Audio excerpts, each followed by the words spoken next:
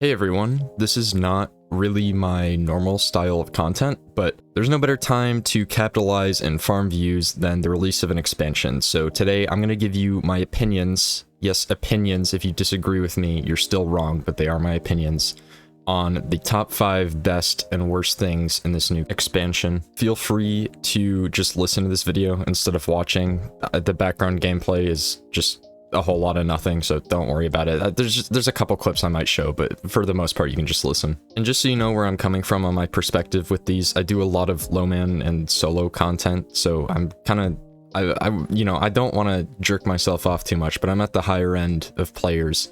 I'm not like Snazzy or any of them. I didn't get the contest clear of the raid, but I'm definitely not, your dad with a 9-to-5 and 2 kids. I think a lot of the community sentiment has been pretty mixed about this one. I've seen a lot of positives, I've seen a lot of negatives, and I'm pretty mixed about it, so just shut up and listen to my opinion. Also, spoilers for The Edge of Fate, but you clicked on the video, you knew what you were getting yourself into. Let's get right into it. Starting off with honorable mentions. Yes, I know I said 5, but I'm actually giving you 6. God, I'm such a fucking hero. Subscribe. For my positive, I'm going to pick the new raid. I am putting it here pretty tentatively because I think it's a little too early to tell whether this is a great raid or kind of where it ranks. I've only done one full clear of it and I don't know all the mechanics yet, so this one is just kind of it's good for now, but that could change, we'll see. And for the negative, I'm putting the portal, and I'm putting it here because they put out a tweet recently saying that they're going to revisit it and kind of mess with it because a lot of people were hating on it. Personally, I don't really like it. I don't know why they put Kepler there instead of the destinations, and also like they made the destinations screen really desaturated for some reason, just to give it an extra kick and show that it's really dead. So I think it's stupid and I don't like it, and I can't really explain why, but it's my video, so it's going here. And number 5 for the negative, I decided to go with the campaign. Personally, I found this campaign boring as fuck, especially in the first half. I don't think that the Archon is a great villain. I think he really drags the story down. He's so boring. And anyone who's saying, oh, he's not the antagonist, the 9 are the antagonist, well, no, that's like saying the Witness is the antagonist of Lightfall. It's the big bad, it's not the campaign villain. The entire first half really just felt like side quests, and I hated at the end where you finish the third to last mission, and then we interrupt the pacing of everything to go deal with the reactor or whatever, which actually, that was my favorite mission in the campaign. But I just didn't like its placement, I found it really fun, and probably was the only good mission in my opinion, besides maybe the last one. But it was misplaced, mistimed, and I don't know why they put it there. And yeah, I don't think this campaign was a hit for me, except for Ikora getting hit by a bus. That was pretty satisfying. Number 5 for our positives, I'm actually going to go with Lodi. I think he was really kind of the saving grace of this campaign. He kept it somewhat interesting for me. I think his voice actor did a really good job, and it's nice to see just Bungie sort of expanding their normal sort of aesthetic into different places, because we've really never seen just normal stuff. It's always, Destiny, sci-fi type of stuff, and if you think it doesn't fit, that's fine, but I thought it was really interesting, and I like Lodi as a character. Okay, number 4 for negatives, I'm gonna go with how they crunched down the numbers. It feels so much less satisfying to be hitting supers in the thousands instead of the 100,000s, and it's a little bit harder to measure stuff, and it's a little less precise just looking at it. And I don't know, I understand why they made the change, and it's not a super big deal, which is why it's number 4, but I don't like it. I disagree with it, and I think they should revert it, but I know they're not going to because they're fucking Bungie and they don't care. Number 4 for positives, I'm gonna go with Kepler. I think that this destination is actually pretty cool, except it feels a little bit too similar to other places. Like it feels a bit sometimes like a mashup of IO and Titan, but I had a lot of fun exploring and finding all the chests and all the secrets and unlocking all the perks for the hand cannon and everything.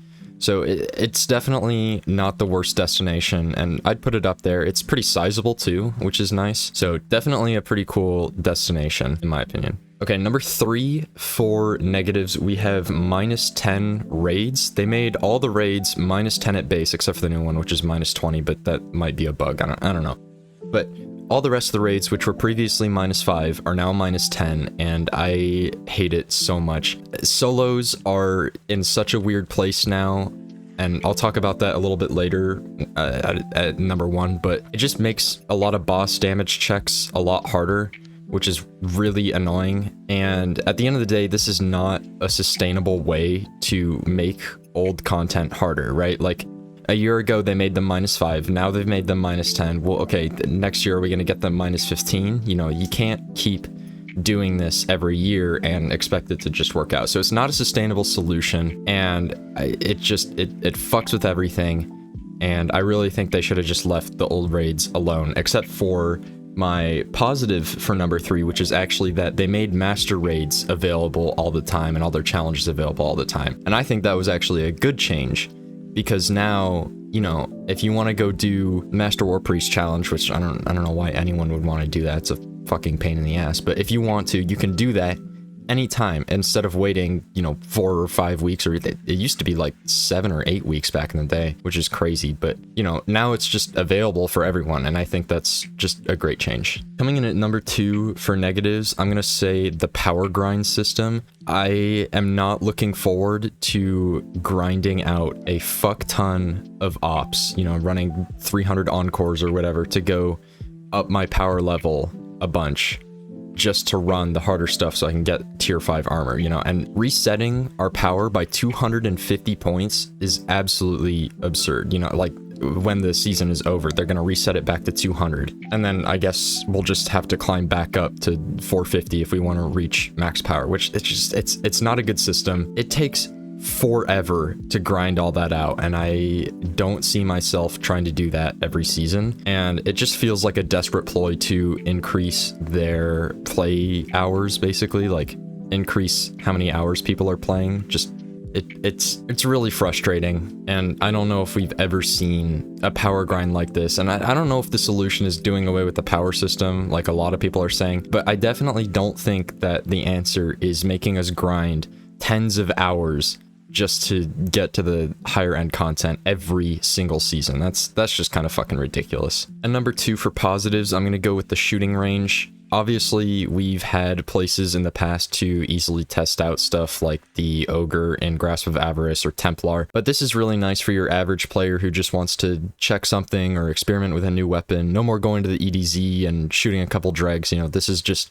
a really nice overall change, and shout out to the Tribute Hall for walking so that this could run. Overall, in my opinion, the absolute worst change with the Edge of Fate is the new sandbox/meta. I think that we are in a terrible meta right now. When you're doing damage to a boss, there is absolutely no reason to use a gun other than to, you know, utilize it to help your abilities. We're in an abilities heavy meta right now, and it really shows. I have my teammates out here running Teraba for DPS just so they can keep getting their T crashes back, because that's what kind of meta we're in right now. People in the solo server are literally speculating that we're gonna have to use Fellwinter's Helm to get a 30% debuff just so that weapon damage can clear solo Explicator. But then here's solo Atheon getting one shot, and that's not even a joke, by the way. Look at this fucking clip.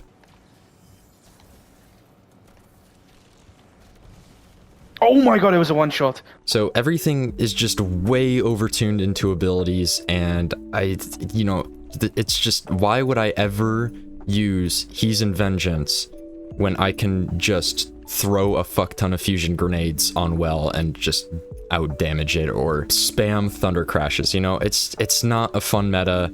And also, the armor changes have incentivized loadout swapping a fuck ton, and I like loadout swapping, but even for me, this is pretty ridiculous. I had teammates hitting 5 loadout swaps when we were trying to clear Contest Hydra in the new raid, which, by the way, is the exact opposite of what Bungie said they want. They said they want to shy away from the loadout swapping meta, which is part of why they put in not swap. But here they are with this new system that really incentivizes it. So I really don't know what the fuck they're doing, but they're kind of crashing and burning the meta. And I don't know what the fix is. I don't know if anyone knows what the fix is. I'm sure all the ability damage increases are going to get nerfed soon because they're just way too good. 45% increased super damage. I mean, that's just fucking ridiculous. But anyways, this meta is just so terrible. It's going to make me do a marijuana. So let's just move on to the positive. I think my number one positive for this expansion is solo ops. I think that they're pretty fun. I think that it's nice to give solo players some lower end content to do instead of just running strikes over and over again. Like, this is the kind of stuff that I can enjoy because, you know, if I just want to kick back and relax and maybe try out some new weapons, I can pull it up. Or my dad can enjoy it because, you know, he just wants to run something. He's not looking to do something with teammates. And yeah, I think it just appeals to basically everyone. So yeah, and being able to select the difficulty, and really this applies to all the ops, but solo ops in particular is really cool because, you know, we're revisiting some old destinations, like they put in one of the forges, which is kind of crazy. So I think that solo ops is my number one pick for the best change. So that's about it for my thoughts. I don't know, fucking comment yours or something. Maybe I'll read them, maybe I'll like them, maybe I'll argue with you. I don't know. Subscribe.